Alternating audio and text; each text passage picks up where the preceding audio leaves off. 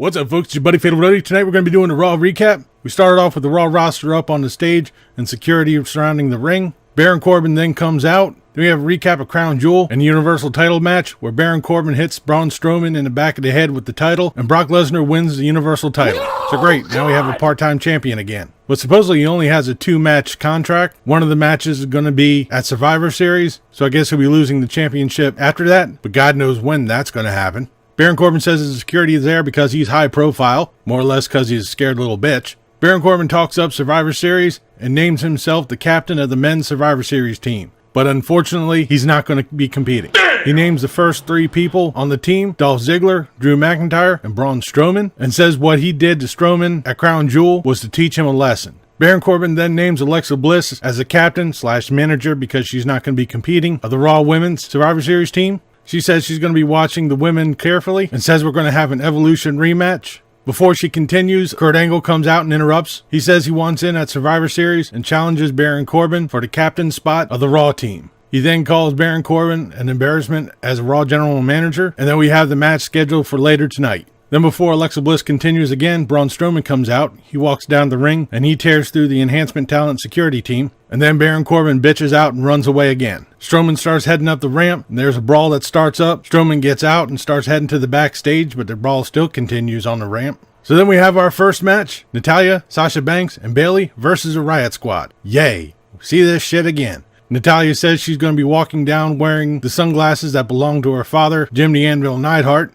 Being this was made a big deal, you can tell this is going to be a pivoting point in this match. And of course it was. This was an match. There really wasn't a lot to it. This ended up being a no contest match. When Natalya was setting up the sharpshooter on Liv Morgan, Ruby Riott grabbed Natalya's sunglasses and broke them in front of her. This got Natalya breaking down, crying at the side of the ring, and the Riot Squad walk away. So I guess this is probably going to be setting up a match later on with Ruby Riott and Natalya. Let's just hope we're not going to see these 6 people together again. We probably will, probably for the next couple of weeks anyways.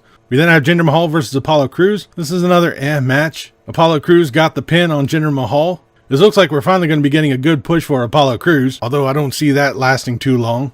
Then we have Seth Rollins coming out wearing both tag team belts and the IC title. He runs down Brock Lesnar and Baron Corbin and says he still wants answers from Dean Ambrose. Baron Corbin comes up on the Titantron and says that Seth Rollins will be defending the tag team titles against the AOP. Unfortunately, Dean Ambrose is not there to be his tag partner, so it's going to be a 2-on-1 match. Guess you could tell where this is getting ready to go. This is basically a glorified squash match. The AOP are now the new Raw Tag Team Champions. It's going to be interesting to see how far they go as tag team champions and who will possibly be dethroning them, but I think they're going to be holding on to these belts for a little bit before they pull them. Afterwards, Dean Ambrose comes out through the crowd, asks Seth Rollins if he wants to know why he did what he did. As Seth Rollins is getting up, Dean Ambrose gives him the dirty deeds and walks away. Then we have Dolph Ziggler coming out to bitch about Crown Jewel. He says that he was screwed. He was then interrupted by Elias, who calls Ziggler a loser and gets a pop from the crowd by mentioning Oasis. This then brings us to our next match, Elias versus Ziggler. This was actually a pretty decent match. I would probably go as far as say it was a better match of the whole night.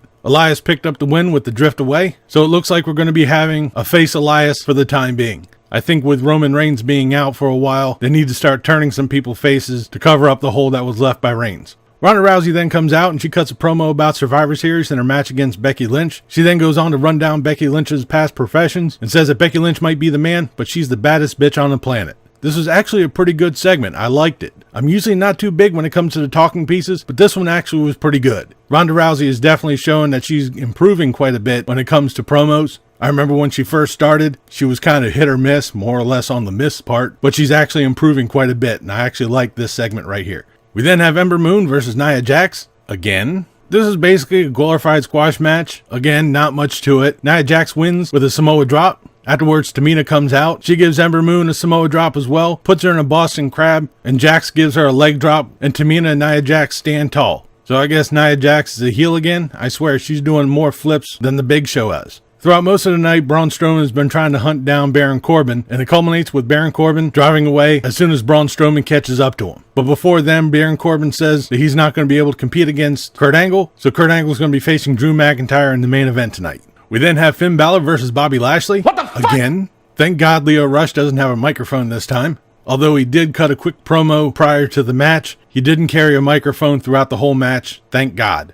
Once again, another match. Bobby Lashley got the pin. After the match, Drew McIntyre comes out. McIntyre and Lashley stare down, and Bobby Lashley walks away. Drew McIntyre then helps up Finn Balor, but it was all a ruse, and you end up giving Finn Balor a Claymore kick. Hopefully, I pray to God, that we're going to be going with this program instead of seeing Finn Balor and Bobby Lashley another 6,892 times. We then have Drew McIntyre versus Kurt Angle. If Kurt Angle wins, he'll be the captain of the Raw Survivor Series team. Once again, another match. Drew McIntyre beats Kurt Angle with his own Olympic slam and an ankle lock and got the submission. And with this, we end tonight's Raw.